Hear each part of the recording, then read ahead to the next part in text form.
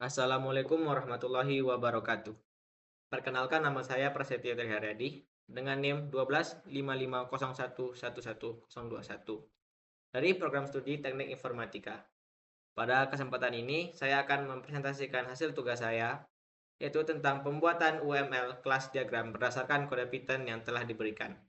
Pada tugas ini, kami diminta untuk mengidentifikasi kelas objek, state, dan behavior dari kode program, kemudian mempresentasikannya dalam bentuk diagram kelas UML, serta menjelaskan implementasi program tersebut.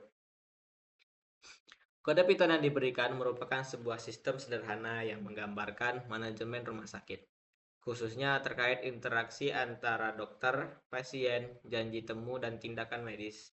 Program ini dibangun menggunakan paradigma Object Oriented Programming atau OOP, di mana sistem dibagi menjadi beberapa kelas yang saling berhubungan satu sama lain.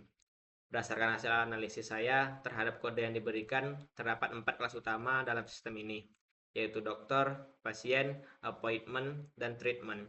Masing-masing kelas memiliki atribut atau state dan metode atau behavior yang mencerminkan perannya dalam sistem. Kelas pertama ada dokter. Kelas pertama ada dokter.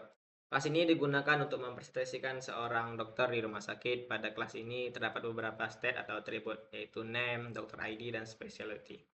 Atribut name menyimpan nama dokter, dokter ID menyimpan identitas unik dokter, dan specialty menyimpan bidang spesialisasi dokter tersebut.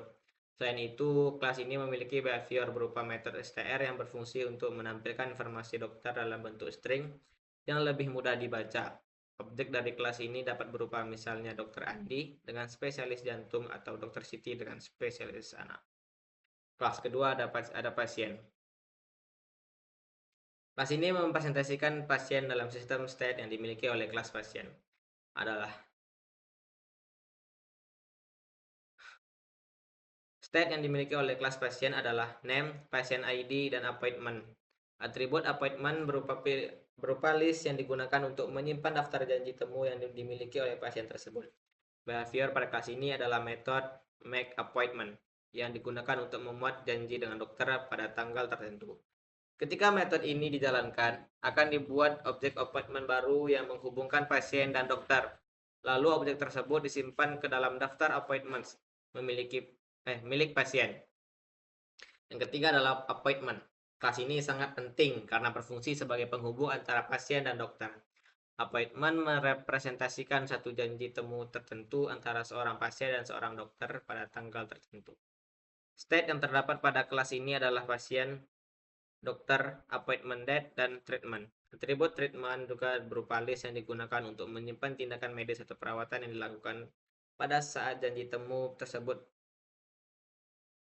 Behavior pada kelas ini adalah metode add treatment yang digunakan untuk menambahkan tindakan medis ke dalam daftar treatment. Kelas 4 adalah treatment. Kelas ini digunakan untuk merepresentasikan tindakan medis atau perawatan yang diberikan kepada pasien dalam satu appointment. State yang terdapat dalam kelas ini adalah appointment, treatment, name, dan treatment date. Treatment terhubung langsung dengan appointment tertentu. Behavior pada kelas ini adalah metode STR yang digunakan untuk menampilkan informasi tindakan medis dalam bentuk string.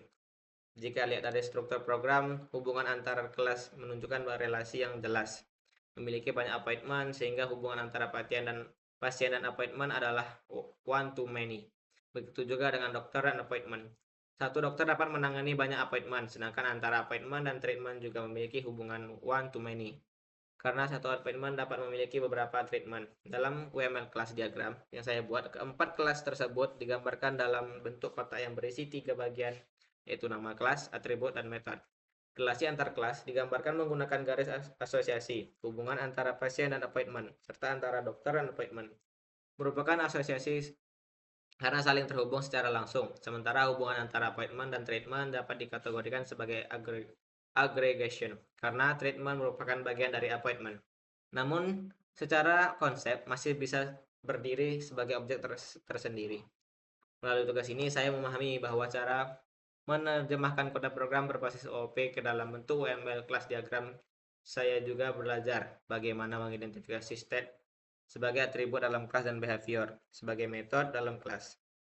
Selain itu, saya memahami pentingnya korelasi objek yang menggambarkan sistem yang terstruktur dan mudah dikembangkan. Secara keseluruhan, sistem ini sudah menggambarkan penerapan OOP seperti encapsulation, di mana data fungsi dibungkus dalam satu kelas, serta relasi antar objek yang saling berinteraksi. Struktur program ini juga sudah cukup jelas dan modular, sehingga jika ingin dikembangkan lebih lanjut, misalnya dengan menambahkan fitur pembayaran atau rekam medis, sistem masih bisa diperluas tanpa mengubah struktur utama secara signifikan. Demikian presentasi yang dapat saya sampaikan mengenai identifikasi kelas objek, state, behavior, implementasi kode Python, dan UML kelas diagram dari sistem yang diberikan. Semoga penjelasan ini dapat menunjukkan pemahaman saya terhadap konsep OOP dan perancangan diagram kelas. Terima kasih atas perhatiannya.